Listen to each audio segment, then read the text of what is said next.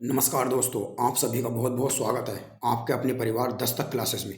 तो दोस्तों, आज के इस वीडियो में हम एक नई सीरीज स्टार्ट करेंगे। नई सीरीज का दोस्तों एक न्यू सब्जेक्ट स्टार्ट करेंगे जिसका नाम है दोस्तों इंडियन इकोनॉमी, यानी कि दोस्तों भारतीय अर्थव्यवस्था। तो दोस्तों, इस वीडियो के अंदर मैं आपको ये पढ़ाऊंगा कि भारतीय अर्थव्यवस्था और अर्थशास्त्र में क्या अंतर होता है दोस्तों।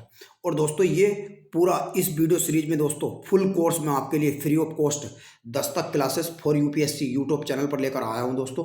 और आप दोस्तों हमें कमेंट कर बताएं कि ये वीडियो सीरीज दोस्तों आपको कैसी लगी और ये वीडियो लेक्चर स्पेशल रूप से दोस्तों आपको कैसा लगा। तो दोस्तों कमेंट करके बताइएगा और दोस्तों वीडियो से अंत तक बने रहिए दोस्तों, वीडियो पूरा देखिएगा। और दोस्तों मैं गारंटी के साथ कह सकता हूं, अगर दोस्तों आपने ये वीडियो सीरीज लेक्चर सीरीज दोस्तों अगर पूरी देख ली तो दोस्तों आपकी जो अर्थव्यवस्था है, जो दोस्तों बहुत ही डिमांडिंग टॉपिक रहा है स्टूडेंट्स का, यानी कि दोस्तों सभी बच्चों के लिए ये बहुत डिमांडिंग टॉपिक रहता है दोस्तों। बहुत बच्चों का ये डाउट रहता है कि अर्थव्यवस्था को कैसे पढ़ें। तो दोस्तों मैं इस वीडियो में आपको बताऊंगा कि अर्थव्यवस्था को कैसे पढ़ना है, अर्थव्यवस्था क्या होती है, अर्थशास्त्र कितने प्रकार का होता है, अर्थशास्त्र के मुख्य घटक क्या होते हैं, और भारतीय अर्थव्यवस्था इकोनॉमिक्स और इकोनॉमी यानी कि अर्थशास्त्र अर्थव्यवस्था में दोस्तों क्या फर्क होता है। तो दोस्तों आइए शुरू करते हैं दोस्तों।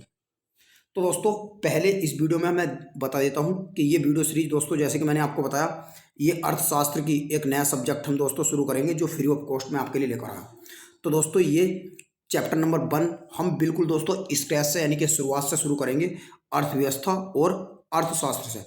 तो दोस्तों ये लेक्चर नंबर 1 होगा जो दोस्तों आपके सभी कॉम्पिटिटिव एग्जाम के लिए, जैसे UP PCS, state PCS, SSC, railway, bank और ऑल कॉम्पिटिटिव एग्जाम के लिए दोस्तों ये महत्वपूर्ण होगा।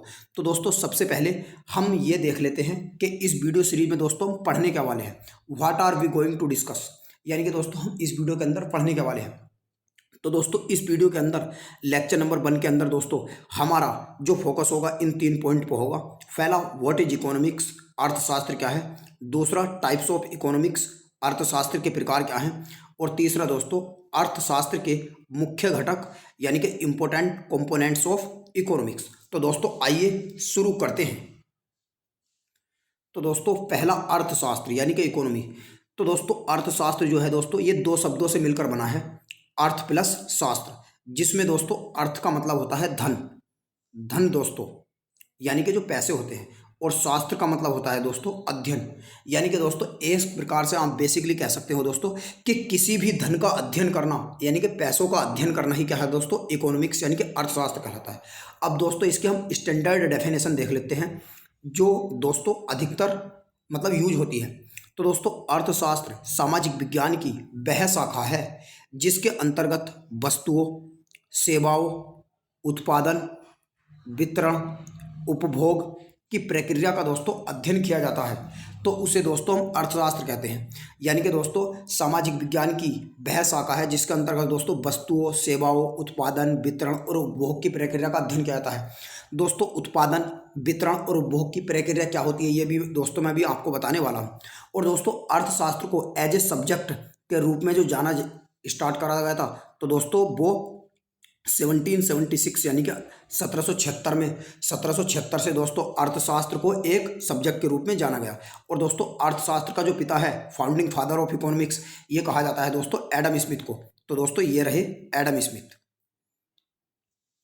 तो दोस्तों अब मैं आपको बताता हूं कि उपभोग, वितरण और दोस्तों जो मतलब ये मैंने आपको शब्द बताए थे ना दोस्तों, सेवाओं, उपभोग, उत्पादन और वितरण में दोस्तों क्या फर्क होता है। दोस्तों मान लो आपके माता पिता हैं कोई भी, या आपके दोस्तों पापा है, या दोस्तों हमने मान लिया कि कैपिटल ए कोई एक व्यक्ति है जो एसएससी में कोई एक कर्मचारी है दोस्तों, और जिसकी सैलरी दोस्तों कितनी है, जिसकी सैलरी दोस्तों 30,000 रुपये है। और दोस्तों जब इसकी सैलरी, या दोस्तों आप ऐसे भी इसे समझ सकते हो, कोई आपके पिताजी हैं और वे एसएससी में कोई एक कर्मचारी हैं और उनकी सैलरी क्या है 30,000 रुपये दोस्तों। और दोस्तों उनके आप एकमात्र पुत्र हो। तो दोस्तों जब उनके आप एकमात्र पुत्र हो तो उन्होंने हर मंथली आपकी इनकम बांध दी कि आपको जेब खर्च के लिए हर महीने दोस्तों 5,000 रुपये दिए जाएंगे। और दोस्तों उनका 10,000 रुपये आपके घर को चलाने में जो खर्चा आता है उसका 10,000 रुपये आता है। तो दोस्तों इस प्रकार जो कुल खर्चा आ गया दोस्तों वो कितना आ गया दोस्तों, 15,000 रुपये आ गया। तो एक प्रकार से दोस्तों जो आपके पिताजी की सैलरी 30,000 रुपये आई तो 5,000 रुपये आपको दे दिए, और दोस्तों 10,000 रुपये घरेलू खर्च के लिए आपकी माता जी को दे दिए उन्होंने। तो दोस्तों कुल मिला के 15,000 रुपये दे दिए, या 15,000 रुपये उनके लिए दोस्तों कुल क्या हो गया, खर्च हो गया। तो ये दोस्तों एक प्रकार की क्या है, ये एक प्रकार का दोस्तों वितरण ही तो है। वे आपको पैसे बांट ही तो रहे हैं आपकी सैलरी में से। तो दोस्तों और ये जो वितरण है दोस्तों, इसे क्या बोल दिया गया है दोस्तों, खपत। यानी कि दोस्तों उन्होंने 30,000 रुपये में से 15,000 रुपये की क्या होगी दोस्तों, एक खपत होगी। और 30,000 में से दोस्तों 15,000 घटाएंगे तो दोस्तों बचे कितने, 15,000। तो 15,000 रुपये दोस्तों क्या हो गई, ये हो गई दोस्तों सेविंग्स, यानी कि बचत। तो दोस्तों ये जो सेवाओं का वितरण है, सेवाओं का मतलब दोस्तों जो आपके पिताजी सैलरी, यानी कि दोस्तों जो आपके पिताजी हैं, जो एसएससी में कर्मचारी हैं, जो दोस्तों सेवा दे रहे हैं, तो सेवा देने के ही तो दोस्तों आपके पिताजी को 30,000 रुपये मिल रहे हैं। तो सेवा तो दोस्तों वो हो गया एक प्रकार से काम करना। और 30,000 रुपये जो मिली दोस्तों, वो क्या हो गया, वितरण हो गया, जो उन्हें सैलरी मिली। और उस सैलरी का जो दोस्तों आपके लिए, आपकी माता के लिए और आपके घर के खर्च के लिए दोस्तों जो वितरण कर दिया, वो क्या हो गया दोस्तों, वितरण हो गया। तो यही दोस्तों क्या कहलाता है, उपभोग कहलाता है। यानी कि इतने का दोस्तों आपने कंजम्पशन कर लिया 15,000 रुपये का। तो दोस्तों अब मैं आशा करता हूं कि आपकी समझ में वितरण, उपभोग और दोस्तों जो खपत है उसका कॉन्सेप्ट आया होगा समझ में। अगर दोस्तों आपका ऐसे भी नहीं आया तो दोस्तों मैं आपको और डिटेल में समझाता हूं। दोस्तों ये डायग्राम मैंने आपके लिए इसीलिए बनाया है। तो दोस्तों मान लो ये दोस्तों जो कोई भी खेत होगा, कोई भी खेत है दोस्तों ये, तो यहाँ पे दोस्तों इसका रॉ मटेरियल बनकर तैयार हो रहा है। तो यहाँ से दोस्तों मैंने यहाँ पे इसकी सप्लाई चैन के लिए दोस्तों यहाँ पे इसे रॉ मटेरियल को, यानी कि दोस्तों यहाँ से मैंने कोई रॉ मटेरियल बनाया, यो कोई दोस्तों खेत है किसी किसान का, और यहाँ से दोस्तों उसने गन्ना या कुछ भी चीज़ उगाई, और यहाँ से दोस्तों उसने यहाँ के लिए क्या कर दी दोस्तों, सप्लाई कर दी, किसी डीलर को सप्लाई कर दी। और वो डीलर जो है दोस्तों उसे कहाँ ले गया, उसे मैन्युफैक्चरिंग करने ले गया, उसकी कंपनी में मैन्युफैक्चरिंग हो गई। और दोस्तों कंपनी के मैन्युफैक्चरिंग होने के बाद कंपनी क्या करेगी दोस्तों, उसका डिस्ट्रीब्यूशन करेगी। और डिस्ट्रीब्यूशन करने के बाद कंपनी उसे बांटेगी, और बांटने के बाद कंपनी दोस्तों उसे उसे कहाँ में बांटेगी, यानी कि विभिन्न प्रकार के जो कंपनी के डीलर होंगे, यानी कि जो बड़े डीलर होंगे, थोक विक्रेता होंगे दोस्तों, उन्हें देगी। यानी कि वो दोस्तों वे रिटेलर का काम करेंगे। और ये जो दोस्तों यानी कि दोस्तों ये डिस्ट्रीब्यूशन करेंगे जो बड़े डीलर होंगे, और बड़े डीलर दोस्तों छोटे डीलर को, यानी कि रिटेलर जो होंगे उन्हें देंगे।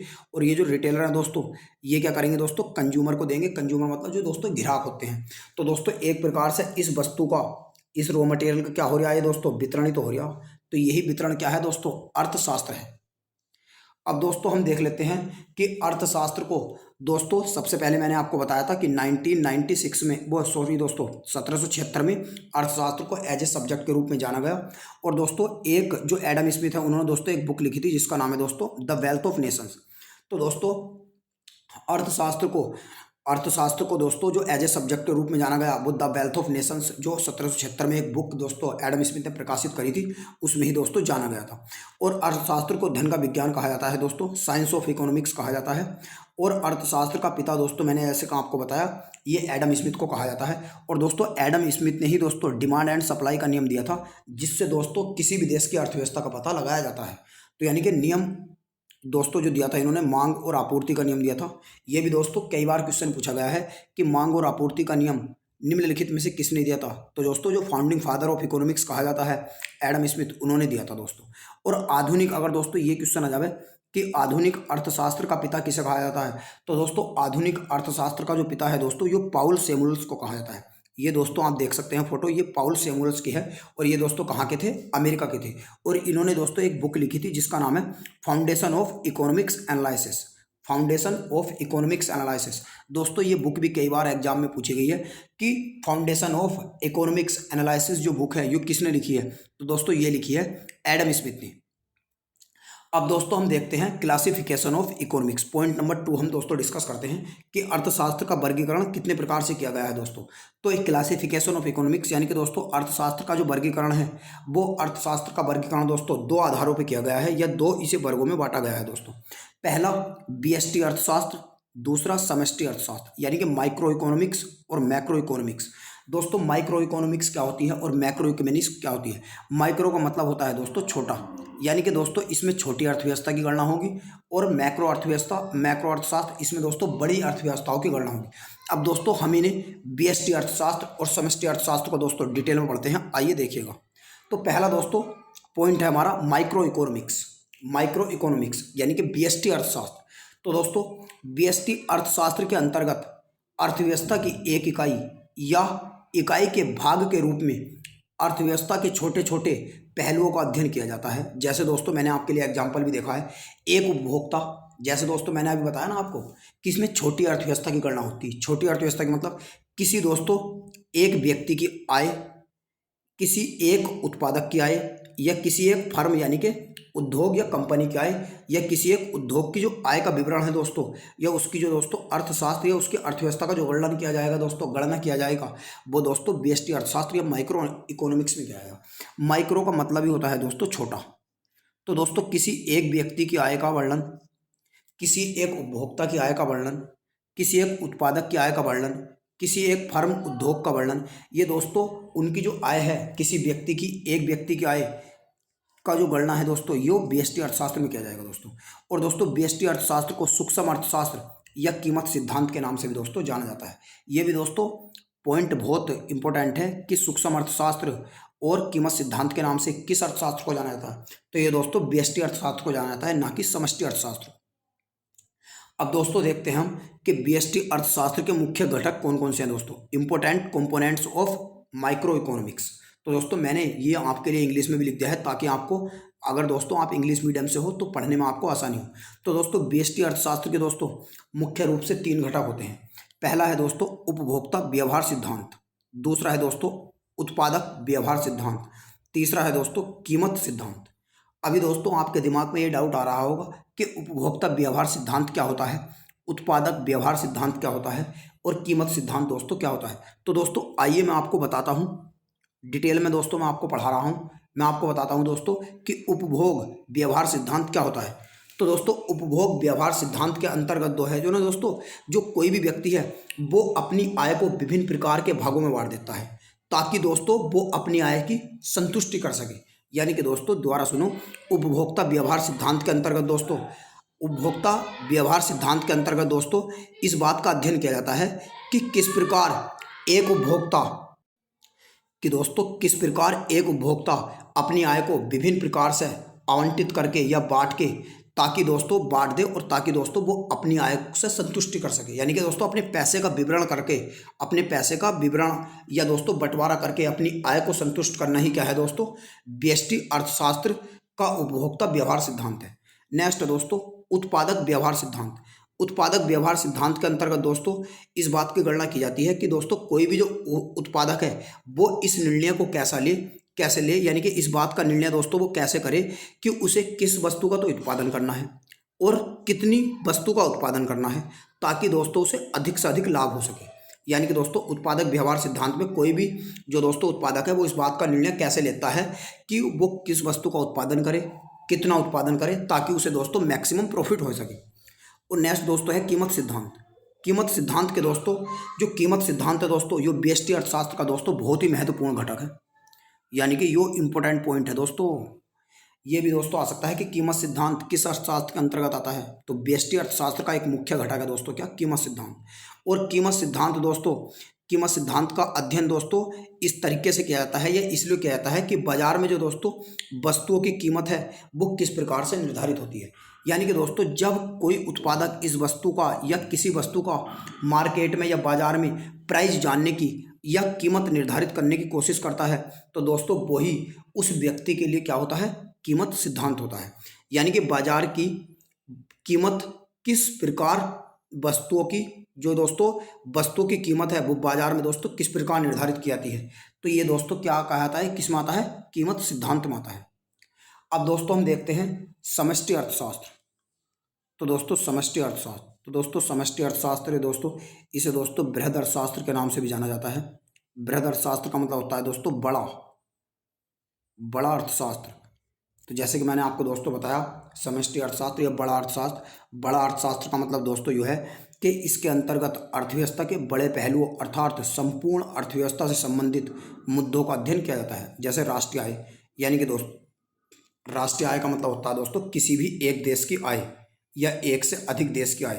राजकोषीय नीति, यानी कि राजकोषीय नीति का मतलब होता है दोस्तों जो सरकार है उसकी जो मतलब नीतियां हैं, राजकोषीय नीति में कितना पैसा है। मौद्रिक नीति दोस्तों जो आरबीआई के द्वारा बनाया जाता है।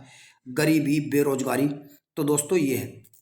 ये दोस्तों समष्टि अर्थशास्त्र के अंतर्गत आता है। यानी कि दोस्तों मैं और आपको बहुत ही सिंपल लैंग्वेज में पढ़ाने की कोशिश करता हूँ। समष्टि अर्थशास्त्र दोस्तों इसे बृहद अर्थशास्त्र के नाम से भी जाना जाता है। और समष्टि अर्थशास्त्र का अध्ययन दोस्तों समष्टि अर्थशास्त्र के अंतर्गत दोस्तों किसी एक देश की आय का या एक देश से अधिक एक जिले की आय का, एक देश की आय का या एक परिवार की आय का जो वर्णन मिलता है दोस्तों या गणना की जाती है, वो दोस्तों समष्टि अर्थशास्त्र में ही की जाती है।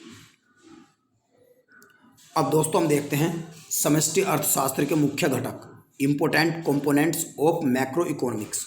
तो दोस्तों इसके जो इम्पोर्टेंट घटक हैं, पहला है दोस्तों इसकी राष्ट्रीय नीति, राष्ट्रीय नीतियाँ, यानी कि किस देश की राष्ट्रीय नीति कैसी है और उसकी मौद्रिक नीति कैसी है। दोस्तों राष्ट्रीय नीतियाँ, राजकोषीय नीति और मौद्रिक नीतियाँ में दोस्तों क्या अंतर है। दोस्तों जो राजकोषीय नीति है ये तो भारत सरकार के द्वारा बनाई जाएगी, और जो दोस्तों मौद्रिक नीति है ये दोस्तों आरबीआई के द्वारा बनाई जाएगी। ये दोस्तों किसके द्वारा बनाई जाएगी, आरबीआई के द्वारा बनाई जाएगी। तो दोस्तों आपको ये याद रखना है कि मौद्रिक नीति आरबीआई के द्वारा बनाई जाती है, रिजर्व बैंक ऑफ इंडिया के द्वारा। और दोस्तों रिजर्व बैंक ऑफ इंडिया की जो स्थापना हुई थी दोस्तों वो 1 अप्रैल 1935 को हुई थी। ये भी दोस्तों कई बार क्वेश्चन आ गया है। और आरबीआई के दोस्तों कितने कार्यालय हैं, आरबीआई के दोस्तों जो मेन कार्यालय ऑफिशियल कार्यालय हैं वे है 4, जैसे चेन्नई रहा, मुंबई रहा, दिल्ली रहा, कोलकाता, ये 4 कार्यालय हैं दोस्तों आरबीआई के ऑफिशियल। नेक्स्ट दोस्तों इसमें आता है इसकी जो मुख्य घटक वो है सरकारी बजट, यानी कि जो किसी भी सरकार का जो दोस्तों बजट होता है वो दोस्तों कैसे निर्धारित किया जाता है। और दोस्तों मैं आपको बताता हूँ सरकारी बजट के बारे में भी दोस्तों हम अभी आगे पढ़ेंगे आने वाले लेक्चरों में दोस्तों। फिर भी मैं आपको मोटा मोटा बता देता हूँ कि सरकारी बजट का मतलब होता है दोस्तों सरकार जब अपना 1 अप्रैल यानी कि सॉरी दोस्तों मतलब 1 फरवरी को दोस्तों जो अपना बजट निकालती है, और 1 साल का दोस्तों उसमें पूरा विवरण होता है कि 1 साल के अंदर सरकार ये योजनाएं लागू करेगी और ये काम करेगी, तो दूसरे दोस्तों सरकारी बजट बोलते हैं। नेक्स्ट दोस्तों मुद्रा की पूर्ति और साख का सृजन। मुद्रा की पूर्ति और साख का जो सृजन है दोस्तों ये भी दोस्तों आरबीआई के द्वारा किया जाता है। नेक्स्ट दोस्तों आर्थिक विकास, यानी कि दोस्तों यो समष्टि अर्थशास्त्र के ऊपर ही निर्भर करता है कि किसी देश का आर्थिक विकास यानी कि डेवलपमेंट कैसे किया जाना है दोस्तों। नेक्स्ट दोस्तों समग्र मांग और समग्र पूर्ति। दोस्तों ये भी भारत के अंदर आरबीआई के द्वारा निर्धारित किया जाता है कि किसी भी देश की समग्र मांग क्या है और मांग के हिसाब से ही दोस्तों उस चीज़ की पूर्ति करना। तो दोस्तों ये था लेक्चर नंबर 1। इसका लेक्चर नंबर 2 दोस्तों मैं कल को अपलोड करूँगा। दोस्तों आप कमेंट करके बताएं कि वीडियो आपको कैसा लगा। और दोस्तों ये फुल कोर्स इकोनॉमिक्स का मैं आपके लिए लेकर आ रहा हूँ फ्री ऑफ कॉस्ट। तो दोस्तों वीडियो अगर पसंद आया हो तो अपने फ्रेंड्स के साथ अधिक से अधिक शेयर करें और हमारे वीडियो को दोस्तों लाइक करें और चैनल को सब्सक्राइब करें। वीडियो देखने के लिए दोस्तों आपका धन्यवाद।